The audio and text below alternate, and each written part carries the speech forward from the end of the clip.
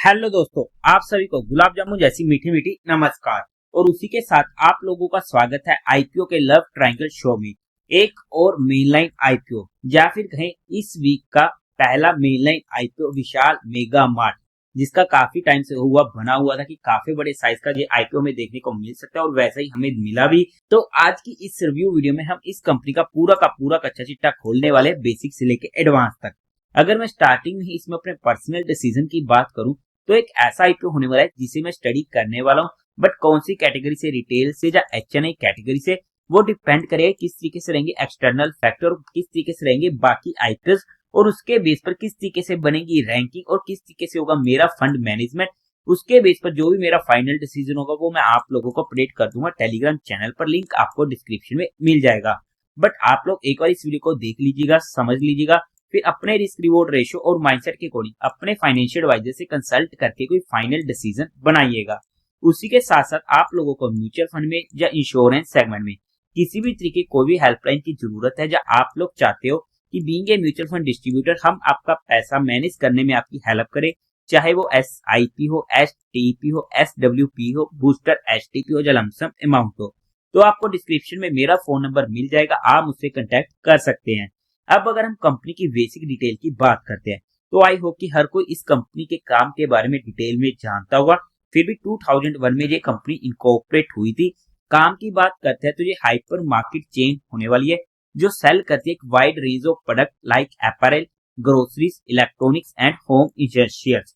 मतलब कि जितना भी हम लाइफ में चीजें यूज करते हैं वो सारी की सारी चीजें हमें इनके स्टोर्स में मिल जाती हैं। कंपनी के अगर हम प्रोडक्ट रेंज की बात करते हैं तो उनमें आ जाते हैं apparel, general merchandise, FMCG including its brand for clothing, home furnishing, travel accessories, kitchen appliances, food, non-food items and staples। और कंपनी मेनली टारगेट करती है middle and lower middle income people को, यानी कि हम जैसे जो भी मिडिल क्लास लोग होते हैं या लोअर मिडिल क्लास लोग होते हैं उनके लिए एक परफेक्ट जगह हो जाती है जहां से हम अपना सामान खरीदते हैं through a pan India network of 645 Vishal mega mart stores. और उनकी मोबाइल ऐप से भी एंड वेबसाइट से भी हम इनका सामान खरीद सकते हैं। एज ऑफ सितंबर 30, 2024 कंपनी की प्रेजेंस 414 सिटीज में होने वाली है इन 28 state and 2 UTs. Company operate करती है एसेट लाइट बिजनेस मॉडल को। एज ऑफ सितंबर 30, 2024 कंपनी के पास 16,537 एम्प्लॉयज होने वाले हैं। ओवरऑल में काम अच्छा है, सेगमेंट अच्छा है और कंपनी का ब्रांड नेम भी काफी अच्छा है। कंपनी के पोर्टफोलियो की बात करते हैं जो इनके खुद की ब्रांड के होने वाले उनमें रहते हैं apparel, classic, fashion, denim and ethnic. Second general merchandise जिनमें रहता है tandem home appliances, home select, home finery. Third FMCG, savoury products, staples, home care. अब अगर हम कंपनी के कुछ इंटरनल रिस्क फैक्टर्स की बात करते हैं तो वहां पर सबसे पहले कंपनी खुद मैन्युफैक्चरिंग नहीं करती किसी भी प्रोडक्ट की जो इनके स्टोर्स में सोल्ड होते हैं, और वो थर्ड पार्टी वेंडर से वो सामान मैन्युफैक्चरिंग करवाती है। और जो उनके खुद के ब्रांड होने वाले हैं वहां पर उन वेंडर्स को जो भी इनकी रिक्वायरमेंट होती है प्रोडक्ट के related, quality, design, manufacturing standards, उन सभी को फॉलो करना पड़ता है। फिर वहां पर वो इनके खुद के ब्रांड में आ जाते हैं। कंपनी को 25 फेब 2021 में वहां पर कुछ डायरेक्टिव्स रिसीव हुए थे जहां पर इनसे रिक्वेस्ट की गई थी for information from the ED as part of its investigation. और ऐसे में फ्यूचर में कोई भी इनके रिलेटेड कोई दिक्कत आती है या फिर कोई पेनल्टी वगैरह लगती है तो वहां पर कंपनी के ऊपर इसका इम्पैक्ट देखने को मिल सकता है। और दूसरा डायरेक्टिव इनको रिसीव हुआ था दिसंबर 1, 2023 में। कंपनी को पास्ट ईयर्स में कुछ नेगेटिव कैश फ्लोज एक्सपीरियंस करने पड़े हैं और कंपनी का कहना है कि वो जरूरी नहीं है कि आने वाले टाइम में भी जहां पर इनको नेगेटिव कैश फ्लोज फेस ना करने पड़े, क्योंकि कंपनी ऑपरेट करती है अपने store, distribution centres, registered and corporate office from premises जो इनके खुद के नहीं होने वाले लीज बेसिस पर लिए गए हैं। तो यहाँ पर हमने इनके कुछ इंटरनल रिस्क फैक्टर को स्टडी करने की कोशिश करी है, बाकी आप इनके DRHP में स्टडी आउट कर सकते हैं।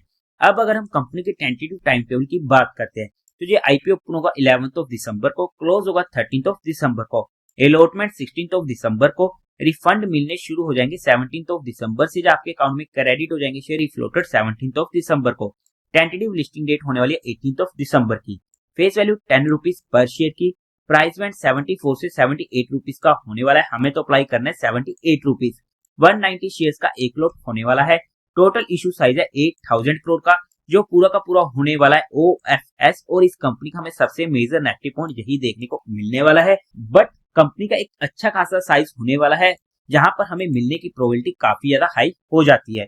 बीएसई एनएसई दोनों पर ये आईपीओ लिस्ट होने वाला है। कोटा की बात करते तो क्वालिफाइड का 50% का, रिटेल में 35% का, एचएनआई में 15% का होने वाला है। लोट साइज में रिटेल कैटेगरी में एक लोट पड़ेगा 190 शेयर्स का, जिसकी अमाउंट पड़ेगी 14,820 रुपीज की। स्मॉल एचएनआई में मिनिमम 14 लोट्स के लिए अप्लाई करना पड़ेगा, जिसकी अमाउंट पड़ेगी 2,07,480 रुपीज की। बिग एचएनआई में 68 लोट के लिए अप्लाई करना पड़ेगा, जिसकी अमाउंट पड़ेगी 10,07,760 रुपीज की। अगर हम कंपनी के प्रमोटर्स की बात करते हैं तो वहां पर Samayat service LLP, Kedara capital fund company के प्रमोटर्स होने वाले हैं। प्री इश्यू होल्डिंग थी 96.46% की, जो पोस्ट इश्यू रह जाएगी 76.02% की। अब अगर हम कंपनी के मेन मुद्दे की बात करते हैं, यानी कि कंपनी के फाइनेंशियल की, तो वहां पर सबसे पहले टोटल असेट 2022 में थे 8200 करोड़ के, जो इंक्रीज होते थे फर्स्ट 2 क्वार्टर ऑफ 2025 तक पहुंच चुके 9551 करोड़ के। डिसेंट ग्रोइंग रेट होने वाली है। रेवेन्यू 2022 में था 5653 करोड़ का, 2023 में 7618 करोड़ का, 2024 में 8945 करोड़ का एंड पहले 2 क्वार्टर में 5053 करोड़ का। फिर से काफी अच्छी ग्रोइंग रेट होने वाली है। प्रॉफिट आफ्टर टैक्स 2022 में था 202 करोड़ का, 2023 में 321 करोड़ का एंड 2024 में 461 करोड़ का। पहले 2 क्वार्टर ऑफ 2025 में 254 करोड़ का। फिर से अच्छी ग्रोइंग रेट होने वाली है। नेटवर्थ 5923 करोड़ की, रिजर्व एंड सरप्लस में 1390 करोड़ का कैश अवेलेबल है।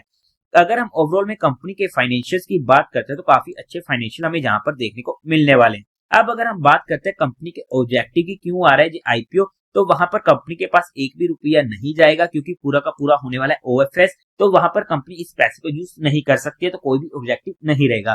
कंपनी की मार्केट कैपिटलाइजेशन की बात करते हैं तो वहां पर 35,168 करोड़ की मार्केट कैपिटलाइजेशन पर ये आईपीओ आ रहा है।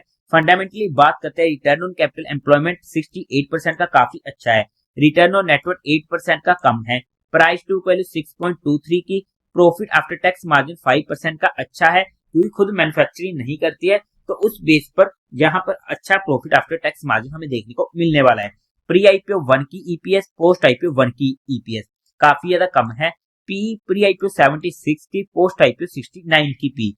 ओवरऑल में अगर हम फंडामेंटल्स की बात करते हैं ओके टू स्लाइटली पॉजिटिव हम कंपनी के फंडामेंटल्स बोल सकते हैं। अब अगर हम बात करते हैं पीयर टू पीयर कंपिटिटर्स में, तो वहां पर एवेन्यू सुपरमार्ट यानी कि डी मार्ट, जिसका पी है 98 का, ट्रेंट का 163 का पी।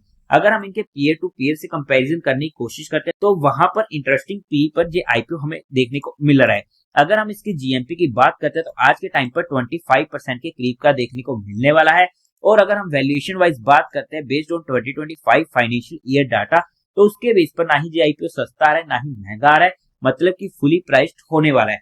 बट हमने यहाँ पर कंपनी को सिर्फ education and learning perspective study किया है, किसी भी तरीके को भी इन्वेस्टमेंट टिप या एडवाइस नहीं है। फिर भी आप लोगों को कोई भी एक्शन लेना हो तो एक बार अपने फाइनेंशियल एडवाइजर से कंसल्ट करके ही लीजिएगा। तो देवी और सज्जनों, उम्मीद है आप लोगों को ये वीडियो अच्छी लगी होगी, तो इस वीडियो को लाइक कीजिएगा, शेयर कीजिएगा और साथ ही साथ चैनल को सब्सक्राइब करें। हर हर महादेव।